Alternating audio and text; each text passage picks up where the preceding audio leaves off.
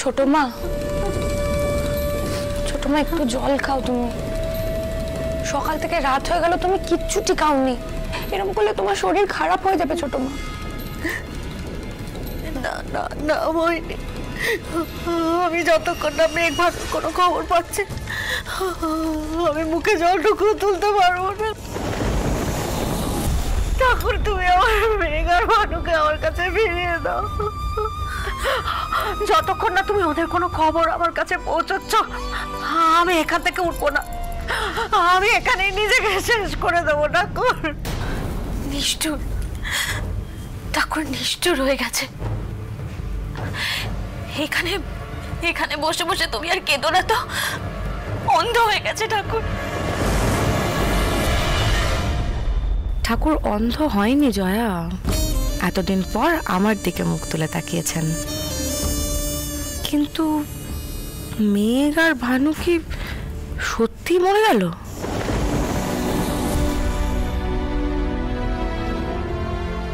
ডাক্তারবাবু, বলছি মেঘরাজ সরকার বলে কালুর কোনো খোঁজ পাওয়া গেছে জানেন?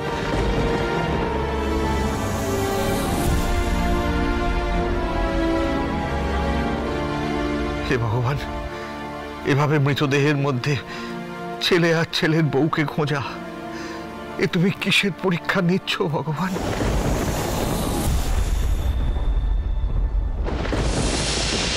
জেঠুমনি, ঠিক আছে? না না, কিছু না। কোনো খবর পেলে? না জেঠুমনি, আমি তো পুরো হসপিটাল তন্ন তন্ন করে খুঁজলাম, কারোর কোনো খবরই পেলাম না। ও, তাহলে এখানে তো কাউকে পাওয়া গেল না। অন্য হাসপাতালে চলো। হ্যাঁ তাই চলো চলো। বাবা সাবধানে। Please doctor, doctor please, please আমাকে আমার স্ত্রীর কাছে যেতে দিন। আপনি একটু শান্ত হন। ডক্টর প্লিজ, ডক্টর প্লিজ আমাকে ছেড়ে দিন। ডক্টর ভানু কোথায়? আমার স্ত্রীর কাছে যেতে দিন ডক্টর। ছেড়ে দেবো, ছেড়ে দেবো।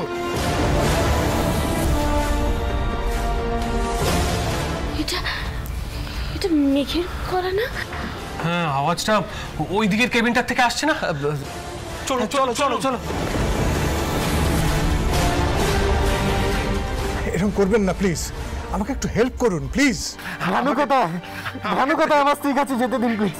আমাকে ছেড়ে দিন ডক্টর, প্লিজ আমাকে ছেড়ে দিন। আমাকে ট্রিটমেন্টটা করতে দিন, তারপর আপনার বাড়িতেই আমরা খবর দেব।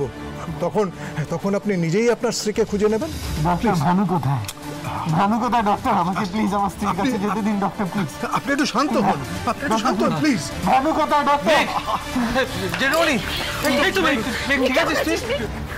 বাবা, মেঘ, বাবা, ডক্টর, ডক্টর মেঘ ঠিক আছে তো? ঈশ্বরের আশীর্বাদ আছে। দেখুন, প্লেন ক্র্যাশ করলে সাধারণত বেঁচে থাকার চান্স কম থাকে, কিন্তু উনি তো ভালোই আছেন। তাছাড়া ইনজুরিও খুব সিরিয়াস নয়, তবে একদিনের অবজারভেশনে ওনাকে রাখতে হবে। না না বাবা, বাবা আমি ঠিক আছি। বাবা, ভানুর খোঁজ পাওয়া যাচ্ছে না। ডক্টর প্লিজ, আমার ফ্যামিলি চলে এসেছে, আমাকে ছেড়ে দিন প্লিজ, আমাকে ছেড়ে দিন। ঠিক আছে, তুই শান্ত হ, তুই শান্ত। আমরা ঠিক ভানুকে খুঁজে পেয়ে যাবো। আচ্ছা মেঘ, তুমি আর ভানু তো একসঙ্গেই ছিলে, আলাদা হয়ে গেলে কি করে?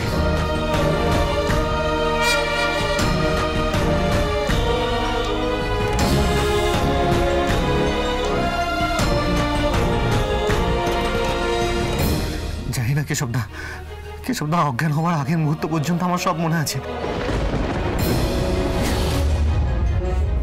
আমার হাতটা শক্ত করে ধরেছিল, তারপর আমার কিচ্ছু মনে নেই।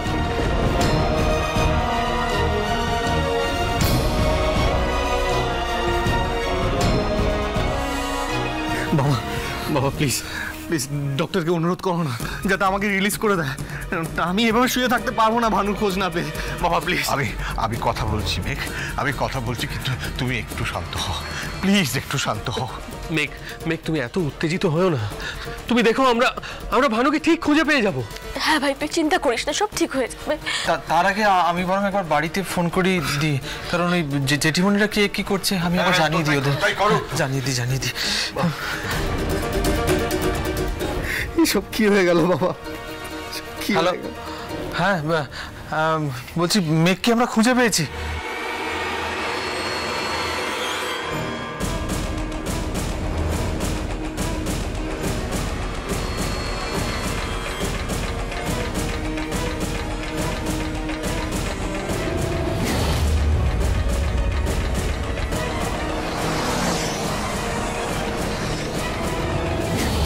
এসো এসো জেঠুমনি, এখানে এখানে আমরা জিজ্ঞেস করি, নিশ্চয়ই কিছু না কিছু জানতে পারবো। তুমি বসো, আমি দেখছি। আচ্ছা এক্সকিউজ মি, ভানুমতি সরকার নামে কেউ কি অ্যাডমিট আছে? এক মিনিট স্যার, আমি চেক করে বলছি। চেক করছে জেঠুমনি, আমি বলছি বিশ্বাস দেখ প্লিজ।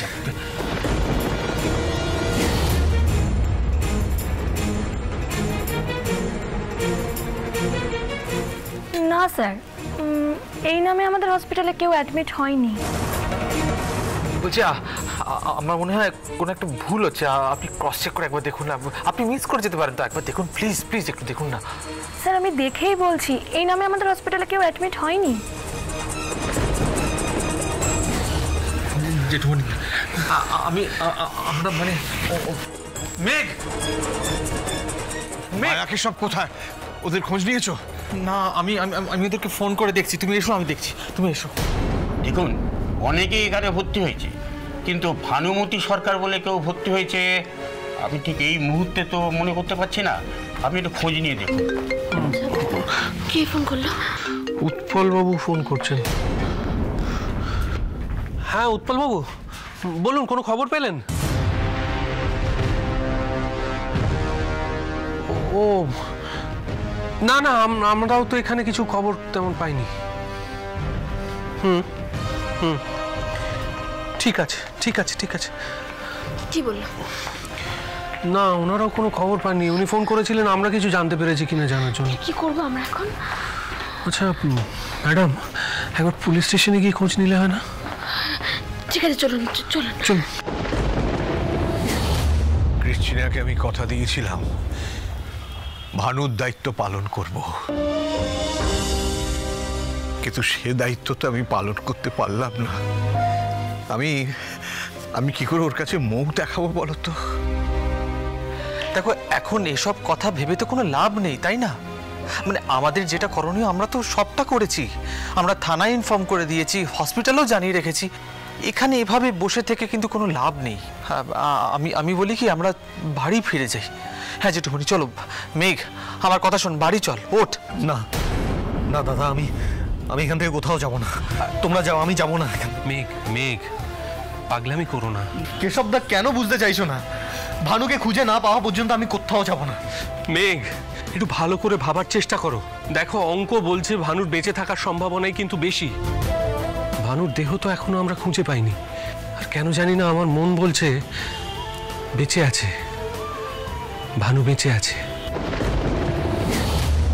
একদিনও ফিরে এসে আমাদের এই না মেলা অঙ্কটাকে ঠিক মিলিয়ে দেবে, দেবেই। মেঘ কি সব ঠিকই বলছে, তুমি এত ভেঙে পড়ো না। দেখো ভানুকে খুঁজে বার করতে গেলে তোমাকে সুস্থ হতে হবে।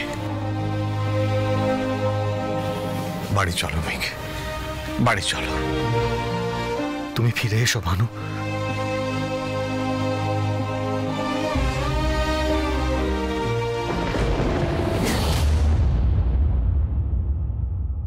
জয়া, জেঠিমনি,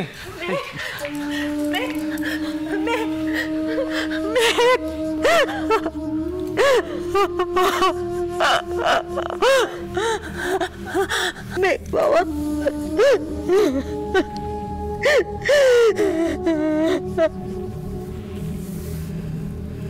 ভানুকে কোথায় রেখে এলি মেঘ? তুই যে আমাকে বলেছিলি বাবা তুই ভানুকে সুস্থ শরীরে আমার কাছে এনে দিবি, ওর কোনো অসুবিধা হতে দিবি না। কোথায় রেখে এলি ভানুকে? কোথায় রেখে এলি মেঘ? হারিয়ে গেছে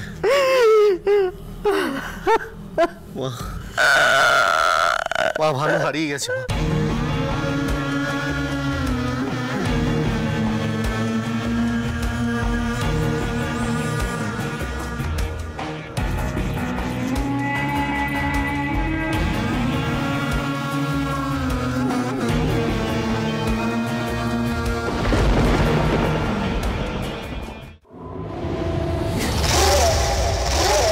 ভানুমতির খেল তো আর আমি নিজে শেষ করতে পারলাম না, যাক ভগবান নিজের হাতেই খেলাটা শেষ করে দিল।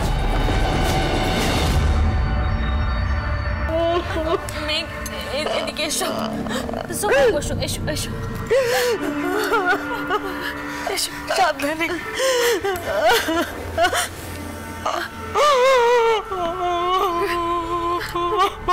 জয়া, তোমার জেঠিমণিকে সামলাও। হ্যাঁ জেঠুমণি।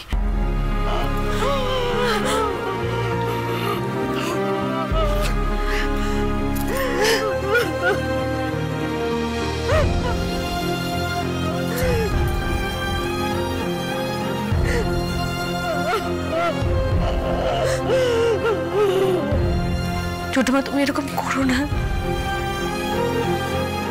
মেঘের অবস্থাটা ভাবো, তুমি নিজেকে সামলাও। তুমি না বুঝলে কে বুঝবে বলো? জেঠিমণি, ও জেঠিমণি, তুমি একটু শান্ত হও।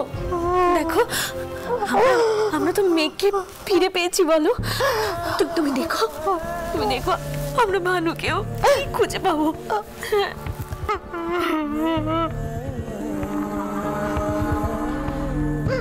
কুমুদ, কুমুদ, নিজেকে একটু সামলাও। আমরা তো ভানুকে খোঁজার চেষ্টার কোনো ত্রুটি করিনি। সামলাও সামলাও সামলাও। হ্যাঁ, কালকে সারা দিন ধরে সমস্ত হাসপাতাল খুঁজে দেখা হয়েছে, ভানুকে কোথাও খুঁজে পাওয়া যায়নি। তবে কেন জানি না আমার মন বলছে যে ভানুকে আমরা ঠিক খুঁজে পাবো। ভগবান আমাদের সঙ্গে এতটা অন্যায় করতে পারেন না। মেঘ, জানিস তো, আমি না মনে হয় খুব খারাপ ভাগ্য নিয়ে জন্মেছিলাম রে। দেখ, তুই বেরোনোর সময় বললি আমি তোদের যাওয়াটা আটকানোর জন্য প্লেন ক্র্যাশ করানোর প্ল্যান করেছি। দেখ, সেটাই হলো। আমি এখন প্রমাণ করার চেষ্টা করব না যে এতে আমার কোনো হাত নেই। নিউজে দেখলাম যে ব্ল্যাক বক্স পাওয়া গেছে, আর আশা করি 2-1 দিনের মধ্যে এই দুর্ঘটনার কারণও জানা যাবে। আমার শুধু একটাই রিকোয়েস্ট মেঘ, ততদিন পর্যন্ত কিন্তু তুই আমাকে অপরাধী ভাবিস না রে। যাকে এখন এসব কথা থাক না জেঠুমণি, আমি বরং একবার টিভিটা অন করে দেখি, মানে খবরে কিছু আপডেট পাওয়া যাচ্ছে কিনা।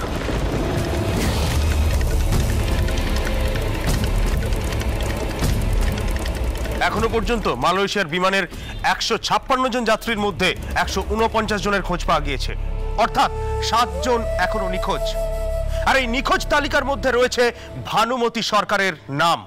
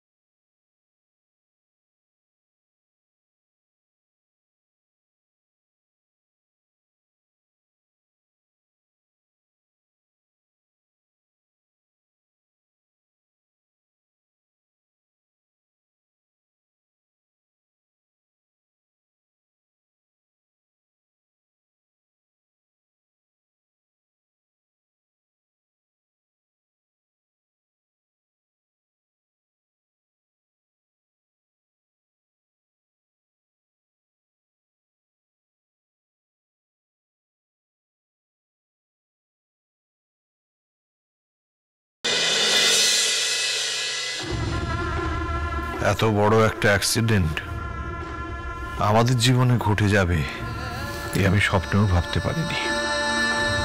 আমাদের যা ক্ষতি হবার সে তো হলোই, কিন্তু কিন্তু ভানুর এই অকালে চলে যাওয়াতে আমাদের দেশ একজন সত্যিকারের প্রতিভাকে হারালো। দেখো মহেন্দ্র, ব্যাপারটা আমরাও মেনে নিতে পারছি না, কিন্তু সত্যিটাকে না মেনে উপায় কোথায় বলো? আপনারা যে যাই বলুন না কেন, আমি কিছুতে মেনে নিতে পারছি না।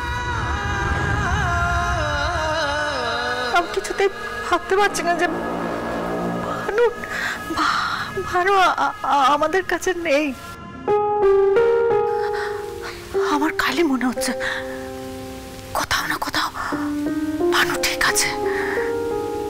হয়তো একদিন ভোরবেলা দরজা খুলে দেখবো ভানু ভানু ভানু দাঁড়িয়ে আছে, ফিরে এসেছে ভানু।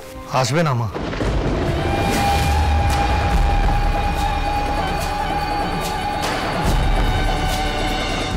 ভানু আর ফিরে আসবে না।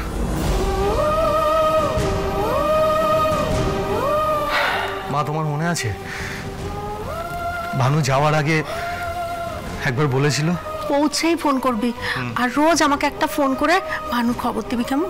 তুমি এমন ভাবে বলছো যেন মনে হচ্ছে আমরা চিরকালের মতো তোমাদের ছেড়ে চলে যাচ্ছি।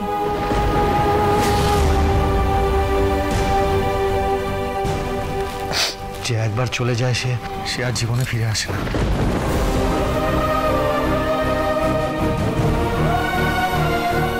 মেঘ, তুমি শান্ত হও মেঘ, এসো বসো।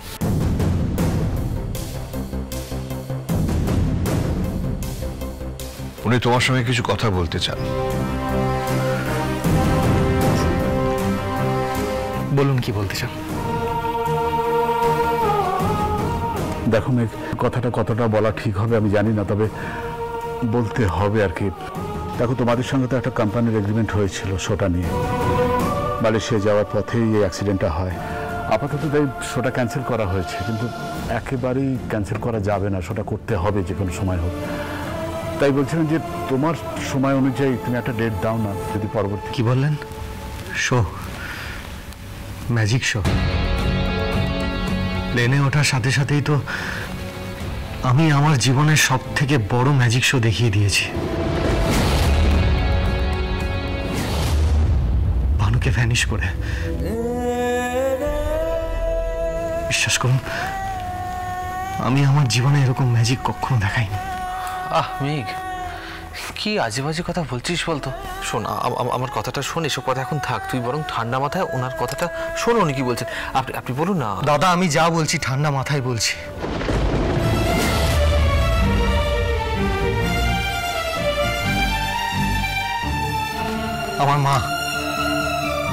আমার মা বারবার বারণ করেছিল যে। কেন বলেছিল জানেন? ভানু মা হতে চলেছিল।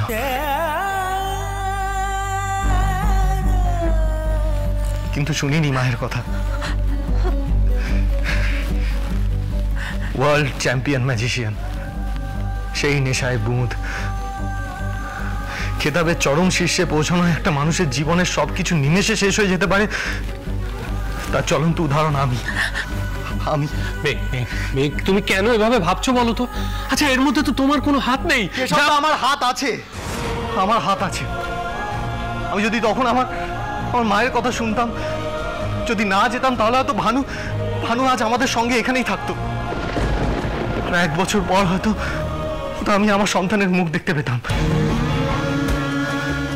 আজ আমার জীবনে কিচ্ছু নেই, কিচ্ছু নেই। একদিন এই ম্যাজিক ভানুকে আমার কাছে নিয়ে এসেছিল, আর আজ সেই ম্যাজিক ভানুকে আমার কাছ থেকে চিরকালের জন্য কেড়ে নিয়েছে। তাই আজ থেকে আমি এই ম্যাজিক চিরকালের মতো আমার জীবন থেকে মুছে দেবো। আমি আর ম্যাজিক করবো না।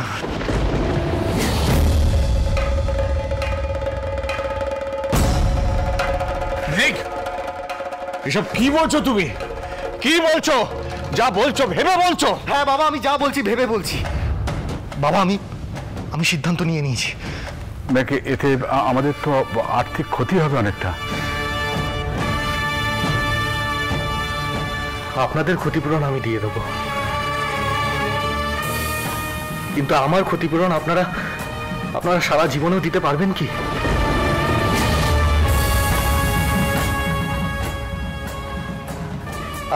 আমি কোনো শো করব না, প্লিজ। এই নিয়ে আমাকে আর কোনো অনুরোধ করবেন না, প্লিজ প্লিজ। ওকে, তাই হবে।